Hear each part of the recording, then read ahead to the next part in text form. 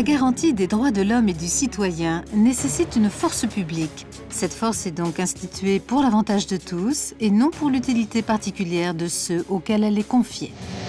Première force de sécurité en France, traitant 70% de la délinquance, la police nationale concourt sur l'ensemble du territoire à la garantie des libertés, à la défense des institutions de la République, au maintien de la paix et de l'ordre public, ainsi qu'à la prévention et à la répression des atteintes aux personnes et aux biens.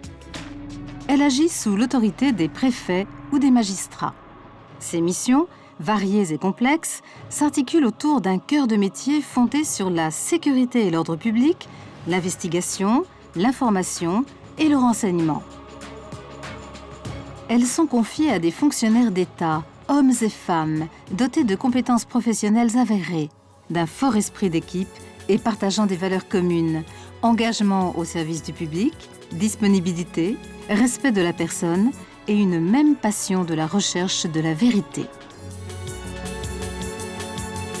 Les personnels de police, dont les rôles et les fonctions sont différenciés et complémentaires, exercent au quotidien des fonctions opérationnelles, des fonctions d'administration et de soutien, des fonctions techniques et des fonctions scientifiques. Les services de la formation, grâce à un important réseau d'écoles et de centres, se chargent de les former, de les spécialiser tout au long de leur évolution de carrière. La formation est facteur de cohésion et d'identité. Elle permet au personnel de police d'acquérir les connaissances et les compétences nécessaires pour s'adapter à la diversité des situations professionnelles. La pratique professionnelle des policiers est, par ailleurs, encadrée par un code de déontologie. Leur comportement contrôlé par leur hiérarchie et, si nécessaire, par une inspection générale.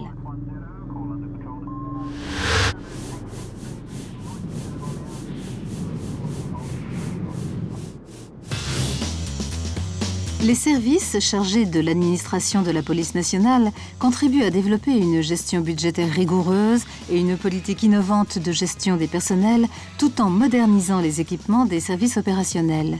Déploiement de technologies, de systèmes d'information, de moyens mobiles, de nouveaux matériels de protection et d'armements mieux adaptés, plus performants.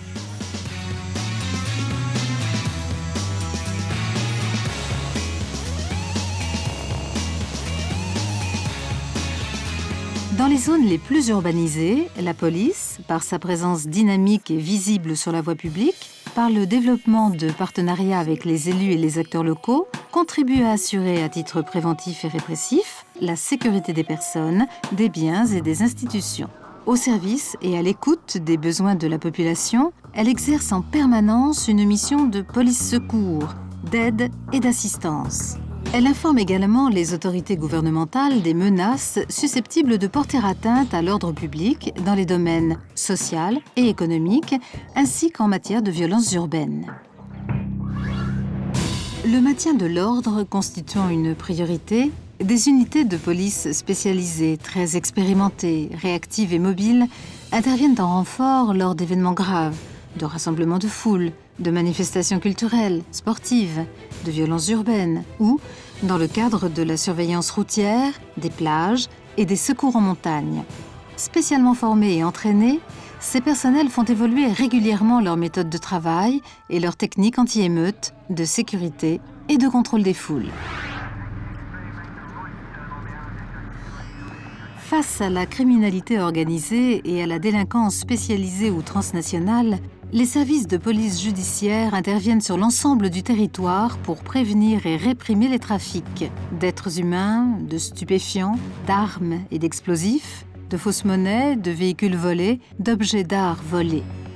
Mais aussi le banditisme, le terrorisme, les crimes en série, la délinquance financière, le blanchiment, la cybercriminalité, les infractions aux courses et jeux. Des moyens sophistiqués dans le domaine de la criminalistique sont par ailleurs mis en œuvre par la police technique et scientifique pour faciliter la recherche et l'établissement de la preuve dans le cadre des enquêtes de police.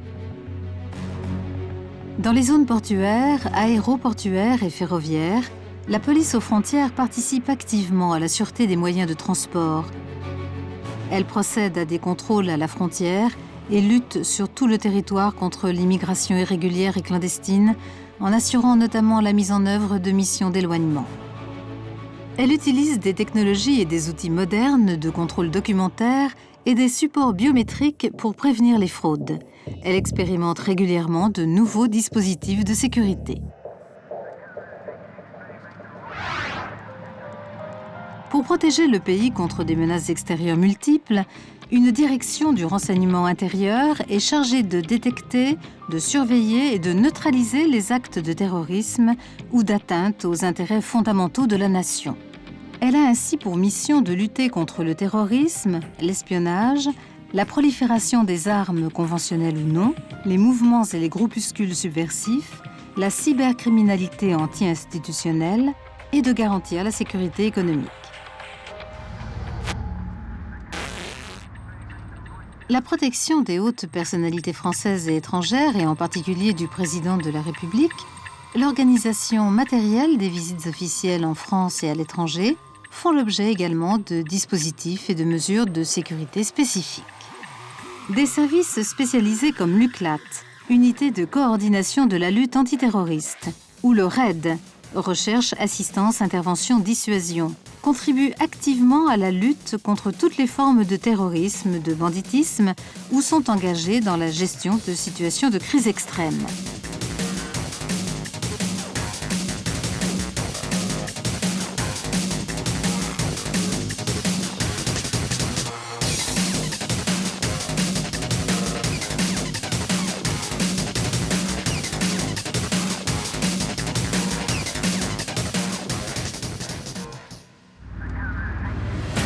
La libre circulation des personnes au sein de l'espace Schengen et la mondialisation des phénomènes criminels a conduit les services français de police à étendre leur action au cadre européen et international. La police nationale échange quotidiennement des informations avec les forces de police de nombreux États. Elle participe à des patrouilles communes, échange les bonnes pratiques avec ses partenaires.